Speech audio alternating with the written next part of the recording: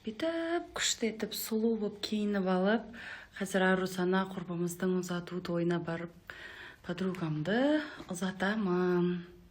Осындай күмістен, таза күмістен жасалған міне бұйымды анам, мамам, енем, точнее, туған күніме сыйлаған болатын.